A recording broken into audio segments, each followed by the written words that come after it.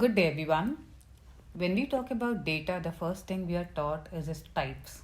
There are two main types of data, which are qualitative and quantitative. In this presentation, we are going to explore the basics of quantitative data, which is more popularly used in analysis. The basic and the most defining characteristic of quantitative data is that it is quantifiable and it is numeric in nature, meaning it can be expressed in the form of numbers. For instance, when you inquire the price of a product, you will most likely hear a number, say $20. Or if you ask someone how long they are going to take to reach their destination, they will answer in the form of number of minutes or hours or days. This makes the data quantitative. The second most defining characteristic of quantitative data is that it is structured, meaning they will all follow a similar pattern. For example, if you ask 20 students in grade 1 about their age, they will all reply in the number of years. No one will reply it vaguely, say more than yesterday or as old as this country. Such data is structured since it is uniform in nature. Quantitative data is always of two types, random and continuous. Let us look at an example of random and continuous data. Suppose a company sells three brands of soap. They are priced at $3, $7, and $9.5. They want to ask their people how much they spent on soap last month. So the options will be $3, $7, and $9.5. Since these numbers are not following any specific order and they are random, this type of data will be random. On the other hand, age is an example of continuous data. Suppose if you want to classify 30 people on the basis of different age groups, you will give them the option of say 10 to 20 years, 21 to 30 years, and 31 to 40 years. This is continuous data since they are following a sequence of exactly 10-year gap. Now let us look at different ways to analyze quantitative data. There are actually many ways to analyze it. However, the simplest and most basic methods are those which can be applied on any data set to quickly understand it.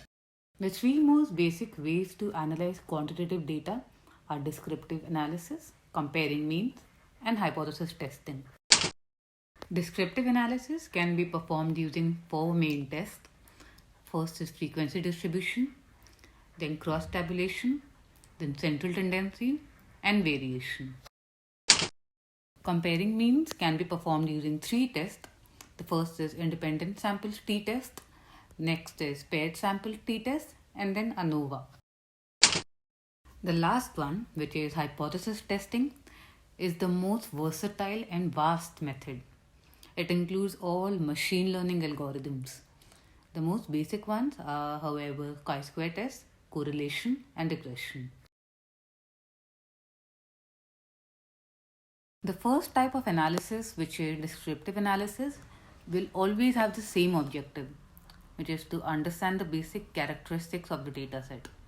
Therefore, as such, it will not help you forecast or predict events or to draw conclusive results. The first type of descriptive analysis, which is the frequency distribution, simply shows the frequency of occurrence of a value. So, for example, if there are 100 employees working in company A and you want to know how many of them are male, then frequency analysis will represent the value. It simply calculates the frequency of occurrence of a value. Next is cross tabulation, which shows a cross comparative occurrence of a value. So, for example, if you want to know how many male employees from company A have achieved a bachelor's degree, then you have two factors in hand. One is gender and the other is education. So, a cross tabulation analysis will show you the result. Central tendencies is the simplest way to go when you're looking for a single number that represents your entire population. So, for example, if you're studying the soap company's customers and you're looking for one number that represents all the customers' age, then you will apply this test. There are three main types of central tendency values: mean, median, and mode. Each of them represent the data in a unique way. Mean shows the average value, median shows the middle value, and mode shows the most frequently occurring value. Let us observe an example. Say you have a data set of 10 customers of the soap company. It shows how much each customer spent on the company's soap last week. To calculate the mean, you will add up all these values and divide it with the number of observation, which is 10 in this case. This comes out to be 6.33. So we can say that on average, a customer spent $6.33 on the company's soap last week. Median is the middle value of the data set. So in this case, it is 7, since the number is lying right in the middle of this data set. 3 and 7 are the modes since they are occurring frequently, which is 4 times each as compared to 9.5, which is occurring only twice. The last descriptive analysis method is measures of variation. This can be represented in 4 ways: maximum value, which is the highest value in the dataset; minimum value, which is the lowest value in the dataset; range, which is the difference between the maximum and the minimum; and standard deviation, which is dispersion from the mean value. This same dataset, 3 is the minimum since it's the smallest value, while 9.5 is the maximum. To calculate the range, we will subtract 3 from 9.5, which is 6.5. Lastly, the standard deviation for each number will be different. So for example, for the first value, the standard deviation is minus 3.3. For the second value, it is 1.3, and so on. The next popular method of analyzing quantitative data is comparing means. Simply put, it shows how to compare two groups of data. There are 3 ways to do this.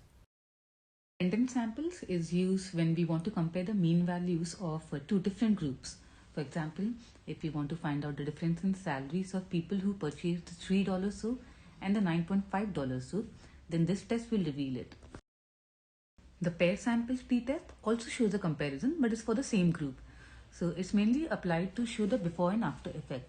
For example, the soap company wants to find out if its expenditure on a marketing campaign has changed people's expenditure on the soap. They will apply this test. The last one is ANOVA, which examines how multiple factors affect a single outcome. For instance, to know why people buy different soaps. Look at the commonalities and differences: income, gender, location, etc. ANOVA will find out the patterns for you. The more complex your data becomes and the more complex your objectives become, the more chances are there that you will need to test it using a hypothesis. Hypothesis testing tests are also referred to as supervised learning methods. Chi-square test is the most basic type of statistical test using a hypothesis. It is applied when we want to prove that one factor is affecting another factor. We claim that there is no relationship between soap expenditure and income of people. To prove this, we will apply the chi-square test. If the result of this test is more than 0.05 or 0.10, then we will accept the hypothesis that there is no relationship. Next is the correlation test, which represents how two factors are linked, and if the linkage is present, then is it positive or negative? The last type of statistical test that we apply on quantitative data is regression. Regression is easily the most versatile statistical test. The most common aim of regression analysis is to establish the extent of impact of different factors on a phenomenon or to predict the future patterns. For instance, in case of the soap company example, if the correlation revealed that soap expenditure, gender, location, income, and price are all positively correlated, then the regression will confirm which of these factors affect the soap expenditure. If the regression value is less than 0.05, then the impact is present.